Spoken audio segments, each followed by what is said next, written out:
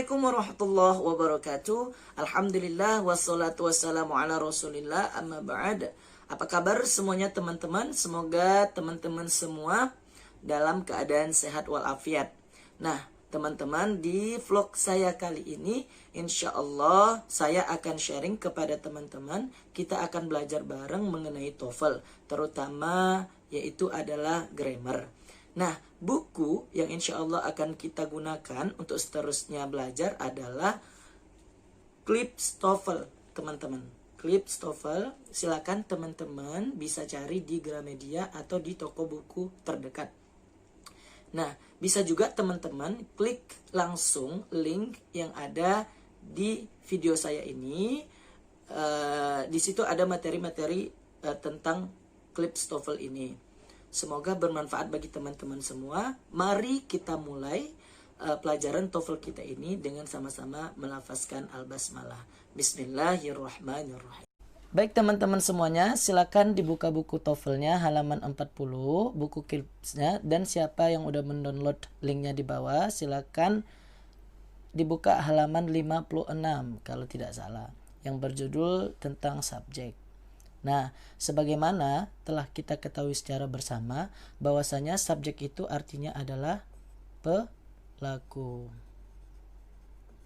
Nah, apa itu sebenarnya subjek menurut bahasa Inggris? The subject is the agent of the sentence in the active voice. Subjek itu adalah the agent. The agent itu artinya adalah wakil, perantara, atau bisa juga disebut dengan alat of the sentence in the active voice, dari kalimat di dalam suara aktif atau kalimat aktif. Jadi subjek itu adalah wakil perantara dari kalimat di dalam active voice. It is the person or thing that performs.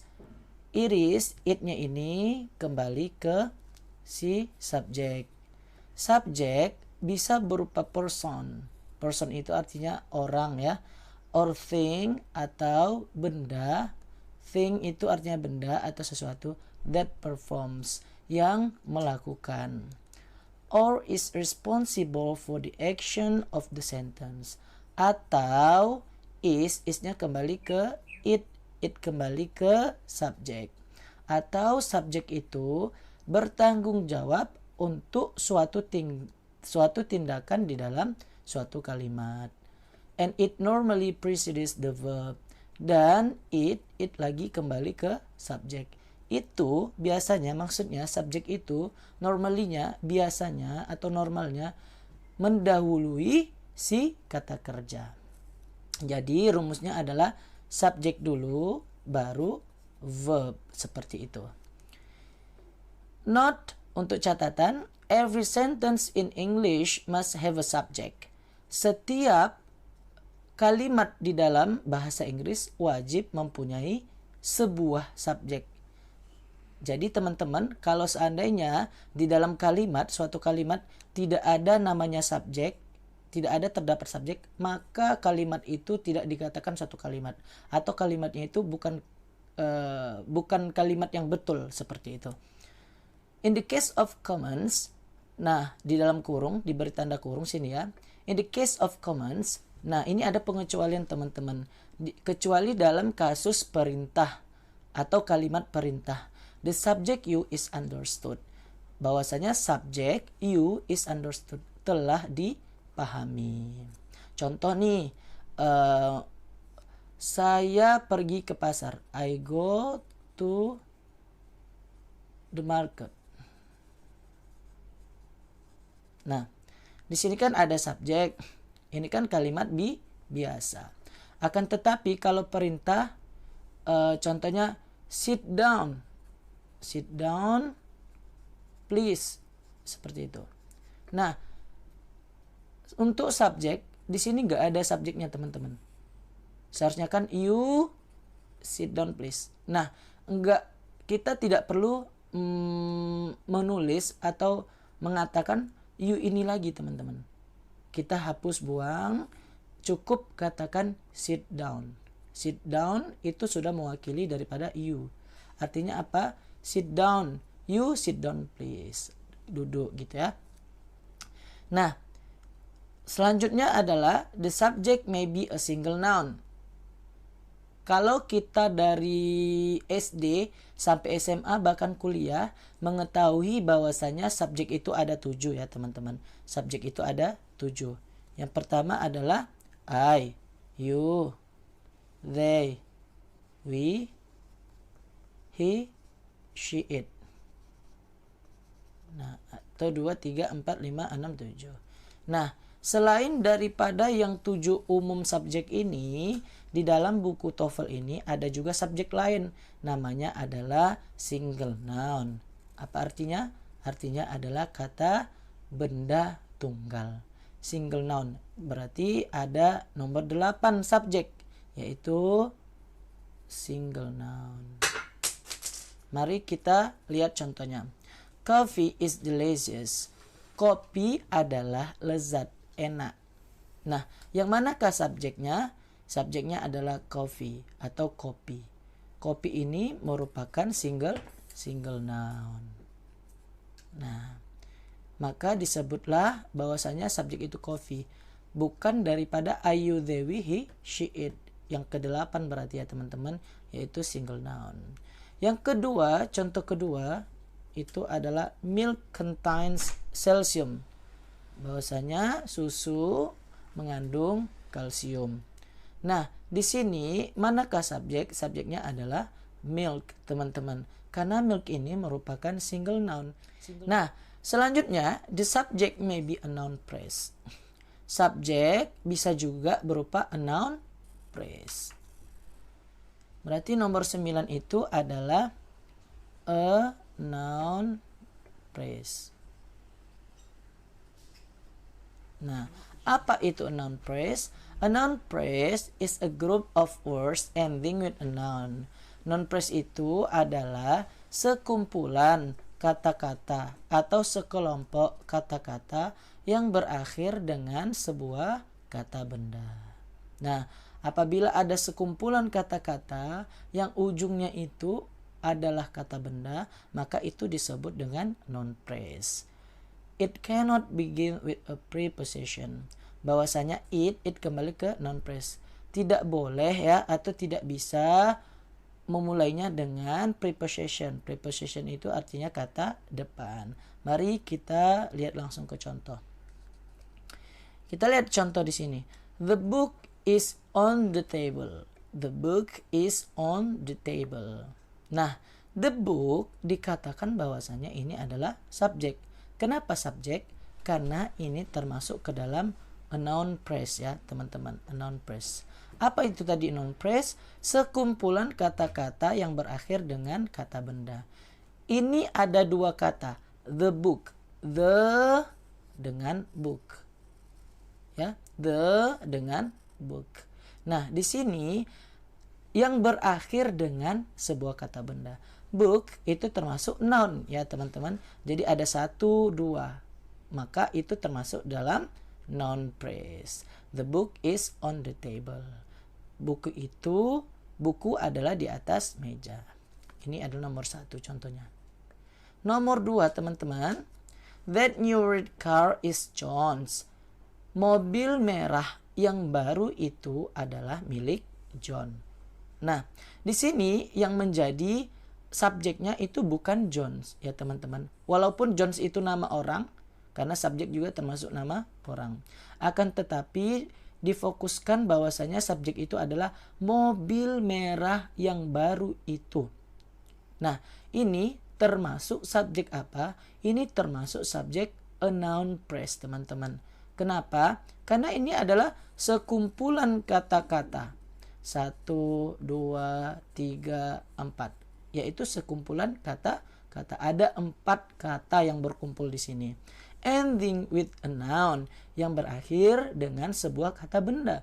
Kata benda di sini adalah car. Car itu adalah kata benda. Makanya disebut dengan subject a noun phrase. Kira-kira sampai di sini paham ya teman-teman?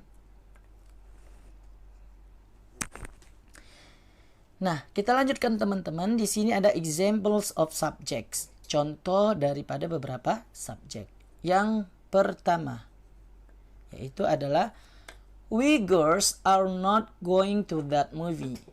Kami yang cewek-cewek ini, kira-kira seperti itu artinya, tidak akan pergi ke film itu atau tidak akan pergi untuk menonton film itu. Nah, di sini sebagai subjek adalah we girls. Kenapa we girls? Karena memang pertama kita ketahui we itu termasuk ke dalam subjek. Nah, di sini ada tambahan kalimat yaitu we, ada tambahan kalimat yaitu girls. Nah, girls ini dan we ini merupakan a noun phrase, teman-teman. A noun phrase. Kenapa? Karena dia adalah perkumpulan dua kata, we ditambah dengan girls. Nah, maka disebut dengan subject a noun phrase. Ingat, subject a noun phrase. Pertama dia berkumpul dua kata, kemudian akhirnya, terakhir kata ini, dia itu adalah sebuah noun atau kata benda. Nah, timbul pertanyaan, kenapa girls ini dipakai atau ada di situ huruf S? Teman-teman, kenapa kira-kira? Itu karena S di sini menunjukkan bahwasanya we. We itu kan jamak, teman-teman ya, plural. Makanya ditambah S, tetap ditambah S. Jadi tidak bisa kita bilang we girl, not. Tapi we girls gitu ya, teman-teman. Tetap dengan rumus asalnya. Artinya adalah kami yang cewek-cewek ini, gitulah kira-kira artinya. Tetapi boleh juga diganti, teman-teman. Kalau kita mau bilang, kalau kita mau mengatakan we boys, boleh ya. We boys, we students, we teachers, itu boleh. Boleh. Yang artinya adalah kami yang cewek-cewek ini, kami yang cowok-cowok ini. Seperti itu kira-kira artinya. Nah, ini merupakan subjek. Subjek apa? Subjek yang nomor 9, yaitu a noun phrase. Kemudian contoh kedua adalah George likes boat. Nah, George suka perahu. George di sini adalah singular. Bahwasanya George itu adalah nama orang. Maka itu disebut dengan subjek. Teman-teman, ini gak ada masalah ya, teman-teman. Ini langsung kita ketahui bahwasanya George nama orang. So pasti dia adalah subjek. Subjek apa? Subjek yang 7 tadi. I, you, they, we, he, she, it. Ini termasuk ke dalam he. Ya, teman-teman. He.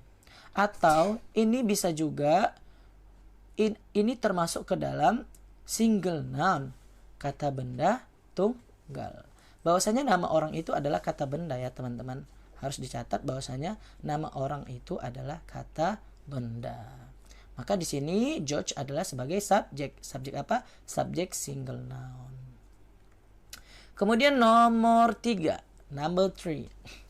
Mary, John, George, and I went to a restaurant last night.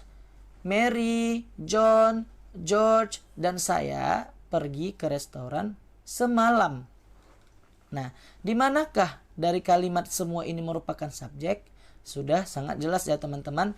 Mary itu nama orang, John itu nama orang, George itu nama orang, dan saya itu adalah subjek. Mary, John, George, and I. Nah, di sini ada 4 subjek, teman-teman. Maka kalau dia ada perkumpulan seperti ini, perkumpulan 1, 2, 3, 4 kata yang berakhir dengan I. I itu adalah noun, teman-teman. I itu adalah noun. Maka ini termasuk ke dalam subjek a noun phrase. Nah, a noun phrase. Oke, tidak ada masalah ya, teman-teman. Kemudian lanjut ke nomor 4. Nomor 4 itu adalah the weather was very bad yesterday. The weather was very bad yesterday. Cuaca sangat buruk kemarin. Cuaca sangat buruk kemarin. Nah, di sini dari seluruh kalimat ini, teman-teman, yang mana kira-kira subjek? Yang subjek itu ada the weather, cuaca. Kenapa disebut subjek? Karena dia pertama terletak di depan. The weather itu terletak di depan kalimat. Dan kedua, dia itu the weather ini ada 2 suku kata, Yang pertama the, yang kedua weather. Nah, kira-kira kalau seperti ini dua suku kata dan berakhiran dengan noun, weather itu adalah noun ya teman-teman, maka itu adalah termasuk dalam subjek a noun phrase. Nah, a noun phrase karena dia ada dua suku kata. Yang pertama the, kemudian weather, dan dia diakhiri juga dengan noun. Noun itu weather, teman-teman. Next, number 5. Nah, untuk nomor 5 yaitu adalah the chemistry professor canceled class today. The chemistry professor canceled class today. Artinya adalah profesor kimia membatalkan kelas hari ini. Profesor kimia membatalkan kelas hari ini. Nah, di sini yang bertindak sebagai subjek itu adalah profesor kimia, teman-teman. Ya, sudah sangat jelas ya. Nah, yang menjadi pertanyaan adalah profesor kimia ini termasuk subjek apakah? Subjek single noun kah atau a noun phrase? Nah, kita lihat bahwasanya di nomor 5 ini ada the, ada chemistry, ada professor. Nah, ini 3 suku kata ya, teman-teman. Ini 3 kata, the, chemistry, and professor. Dan professor ini merupakan noun, teman-teman. Makanya ini termasuk ke dalam subjek a noun phrase. Nah, gitu kira-kira. Kemudian nomor 6.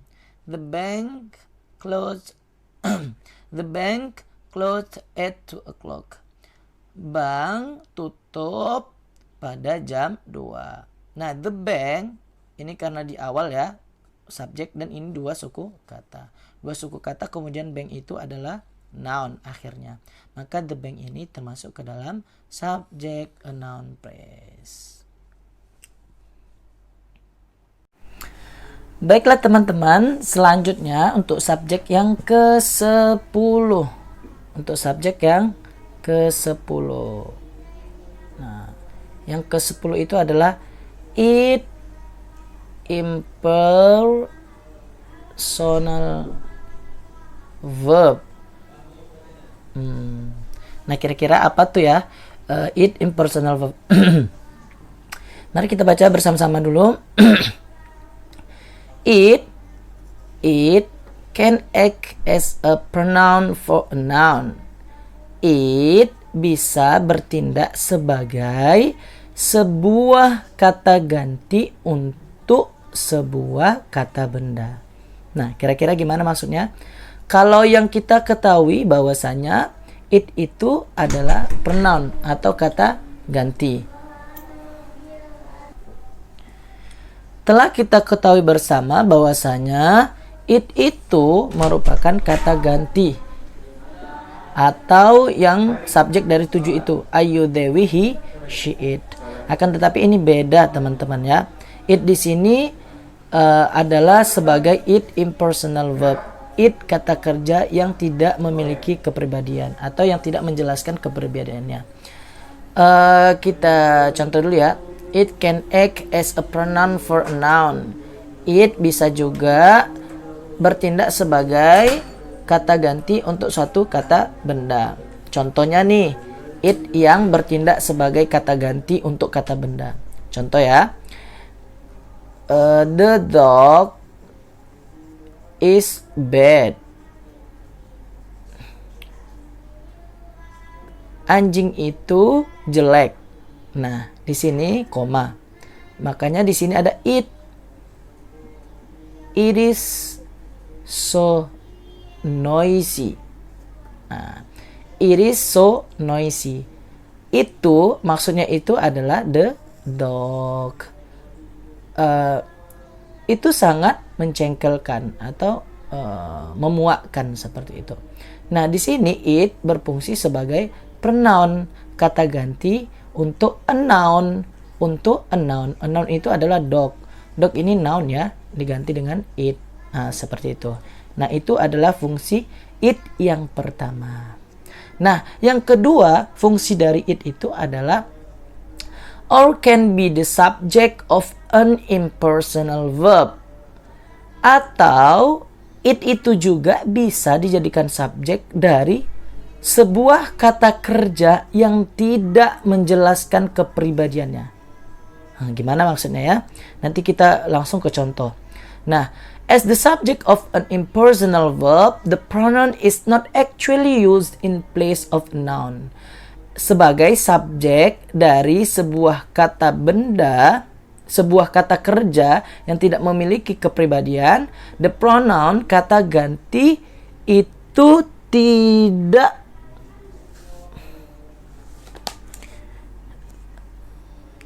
sebagai subjek dari sebuah kata kerja yang tidak memiliki kepribadian, the pronoun is not actually used in place of a noun. Kata ganti itu sebetulnya tidak digunakan sebagai kata ganti benda, but it's part of an idiomatic expression. Akan tetapi itu merupakan bagian daripada ekspresi ungkapan seperti itu. Nah, kita langsung lihat ke contohnya. It rains quite often here in the summer. Hujan cukup sering di sini di musim panas. Nah, yang manakah subjek? Subjek itu adalah it, teman-teman. Akan tetapi it di sini maksudnya adalah hujan. Nah, kira-kira yang mana nih yang dikatakan it impersonal verb? Nah, yang ini. It rains. Ya, gitu teman-teman, it rains. Apabila rain ini berdiri sendiri di depan, rain ini adalah verb ya, teman-teman. Maka itu tidak bisa, teman-teman. Rain quite often here in the summer. Tidak bisa. Makanya ditolong oleh it. It itu tugasnya adalah untuk menjelaskan si rain tadi, kata kerja. Makanya rain itu termasuk impersonal verb, kata kerja yang tidak memiliki kepribadian atau kata kerja tidak menentu. Nah, teman-teman, biasanya it ini berhubungan dengan cuaca ya. Kata kerja maksud saya kata kerja impersonal verb, kata kerja yang tidak memiliki kepribadian itu biasanya adalah contohnya cuaca ya. Cuaca contohnya hujan. Terus ada juga snow. Terus thunder. Kemudian cloudy. Nah, semua cuaca-cuaca ini itu termasuk ke dalam kata kerja yang tidak berkepribadian. Artinya apa? Mereka ini harus ditolong oleh it supaya menjadikan dia itu subjek. Nah, seperti itu. Nah, di sini untuk kalimat ini, as the subject of an impersonal verb, the pronoun is not actually used in the place of a noun. Akan tetapi di sini, ini kan tadi kita ketahui bahwasanya rain ini adalah impersonal verb. Nah, sebagai subject of impersonal verb, the pronoun ini kata ganti daripada si hujan. Tapi sebetulnya ini nggak berfungsi, teman-teman, atau tidak digunakan di tempat noun. Kan tadi kalau kita contohkan the dog is bad. Iris, baru kita buat bahwasanya Iris kembali ke dog. Nah, sedangkan ini nggak ada kalimat sebelumnya, tidak ada, kosong. Tapi udah langsung it rains. Kenapa? Karena memang it ini berfungsi menolong daripada untuk kata kerja yang tidak berkepribadian.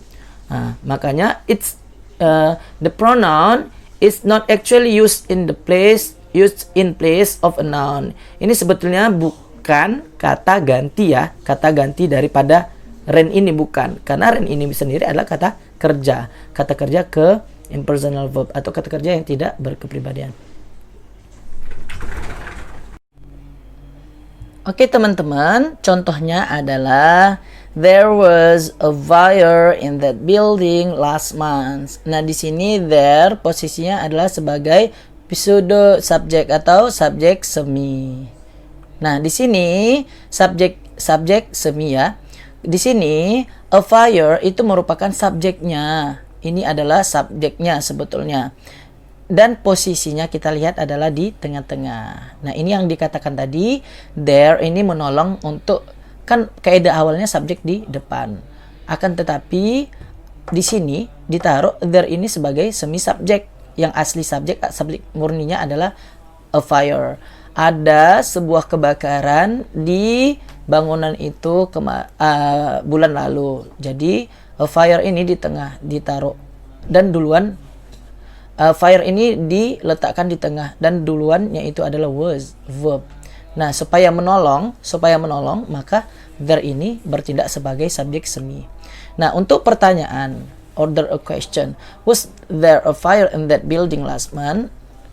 Itu bahwasanya verb ini pertama, teman-teman, kalau dia umpamanya merupakan kalimat pertanyaan, sedangkan subjek di tengah-tengah. Tadi dikatakan bahwasanya there ini dilayakkan sebagai subjek.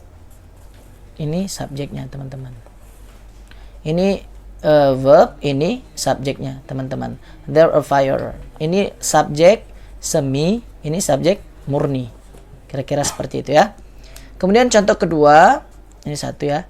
There were many students in the room. There ini adalah subjek semi, pseudo subjek. Were ini verb. Kemudian many students itu adalah subjek murninya. Ini terletak di tengah-tengah. Oke, untuk mengubah ke pertanyaan, were there many students in the room? Were there many students in the room? Ini where-nya verb di awal. Kalau dia pertanyaan di awal, teman-teman, verbnya itu kalau dia berbentuk kalimat pertanyaan, a question, maka verbnya itu yang di depan. There ini subjek, kemudian ada many students. Many students ini there itu subjek semi. Kemudian many student itu termasuk subjek asli. Nah, kira-kira paham ya, teman-teman. Nah, demikian pelajaran kita hari ini. Insyaallah nextnya kita akan masuk ke verb. Thank you.